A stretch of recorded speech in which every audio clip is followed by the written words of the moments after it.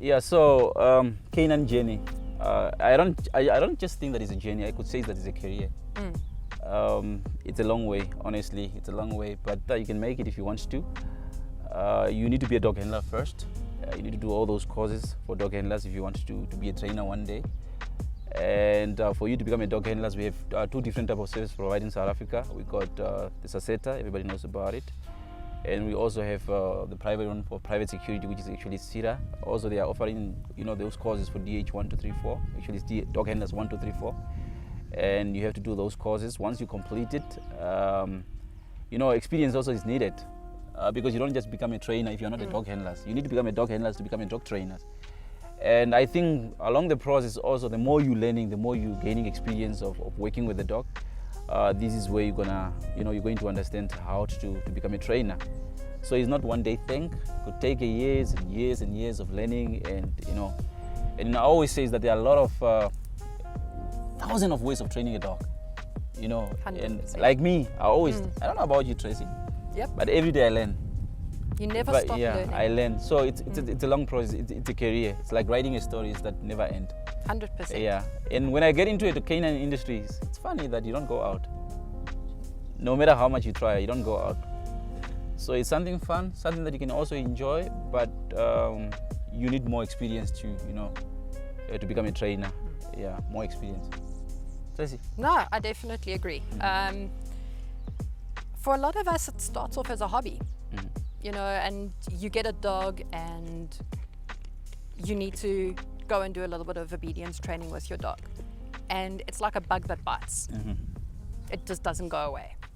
And you just start working with the dogs. And the more time you spend with the dogs and the more time you spend working with the dogs, the more this hobby becomes a bit of a passion. Yeah. And then the passion is a love and it becomes a work.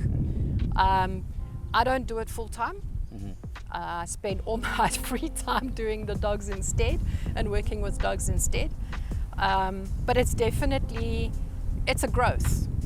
It's like everything else in life, it's a growth. And you learn something every day. Every day. Every single day. And especially if you're working at an obedience school, you get such a huge exposure to so many different dogs. And each dog is going to teach you something different. Yeah. It'll teach you to broaden your horizons, to look at different ways of teaching something.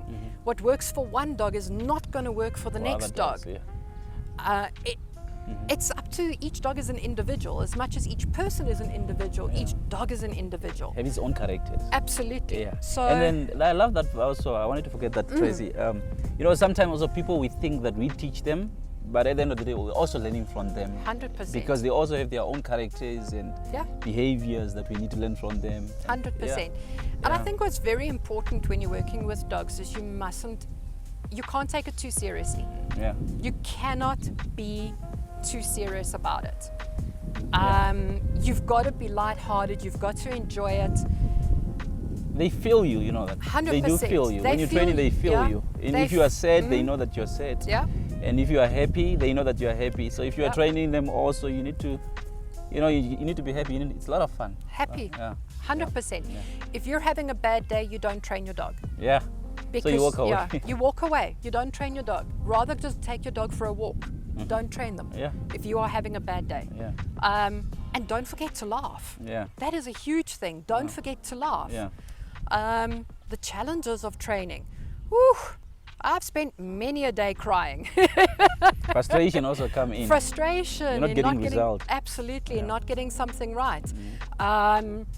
Just absolute.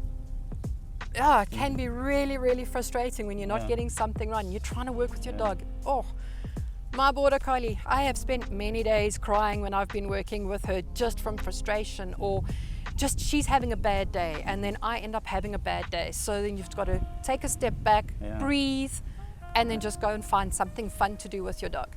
And if someone wants to get into dog training and if they want to work with dogs, it's probably one of the most rewarding things that you can do.